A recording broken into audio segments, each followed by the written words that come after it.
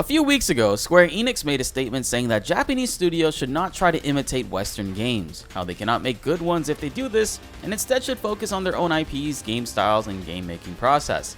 Square Enix almost always relies on Western studios to create games that are aimed at Western audiences, while its Japanese studios work on games traditionally considered to be Japanese in style, such as JRPGs. Fast forward to today, the big news is that Square Enix has agreed to sell their Western games and IPs to the Embracer Group, which contains many game publishers such as Gearbox and THQ Nordic. The public amount we're hearing about seems to be about $300 million. The purchase deal and amount are not final, but this is just an agreement that they have made public to acquire them. The finalized details will be notated later in the year that they have stated. With this deal, the Embracer Group would receive the studios, Crystal Dynamics, Eidos Montreal, Square Enix Montreal, which would more than likely get a name change, and all of this includes 1,100 employees worldwide and the IPs owned by or being worked on by them, which include Deus Ex, Tomb Raider, Thief, Legacy of Kain, and the continued sales and operations of the studios for more than 50 backlogged games. Crystal Dynamics is working on several AAA projects, including the new Tomb Raider game. Also, sadly, this includes the Avengers title and Guardians of the Galaxy. Square has been very picky when it comes to these studios' games ratings and sales. They'll rank pretty high and sell very well, but always state that they underperform from their perspective. Maybe this is actually a good thing that they're selling them to someone who will appreciate them more, if I'm quite honest. So hearing about all of this and Square Enix's previous announcements on basically how they want to get back to focusing on Japanese style games such as JRPGs and previously forgotten IPs, I hope that many fans would love to see, you would think this means they're going to be focusing on that now that they're giving up some of their Western titles. In a perfect world, yes, that sounds great.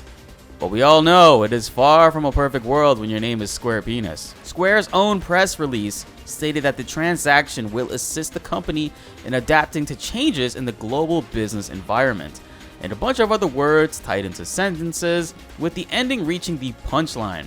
In addition, the transaction enables the launch of the new businesses by moving forward with investments in fields, including blockchain, AI, and the cloud. There it is, guys, there it is. And Kotaku, hilariously at the bottom of this article, throws out, imagine having to put on your resume that you sold Tomb Raider, one of the most recognizable IPs in the world, to at least partially fund some blockchain NFT bullshit. 300 million is a goddamn steal, so they really must have won it out of the Western market and seriously wanted to fund their NFT cat finding quest sooner. Gearbox alone was sold for $1.3 billion by comparison, so it's a very crazy situation altogether when you compare the titles within Gearbox to that of within Square Enix, that they're only selling for 300 million, which is $1 billion less than what they sold it for. And to make matters worse, it turns out that only 26% of you guys who watch and love these videos are currently subscribed. Hitting that subscribe button is a directly free way to help support the channel and stay up to date on all this foolishness going on. Hopefully brighter futures are ahead of us, guys. But either way, this allows us to connect, create a support group in a way, so we can cry on each other's shoulders in the comments, right? Also, the members only PS5 giveaway is currently underway. So join today and get a chance to win one because we have 2 in our possession currently. I really don't know what else to expect going forward with all this. What do you guys think? Let me know in the comments below. Initially, I was happy to hear about this, that it may have a positive effect on future JRPGs to be coming out of Square, and possible remakes. But now hearing this was mainly to further their stake on the NFT verse, I'm not really feeling that. Be sure to like the video if you enjoyed and subscribe if you are new. More RPG and Final Fantasy news are coming your way and you won't want to miss them. My name is BltzZ and thanks for watching.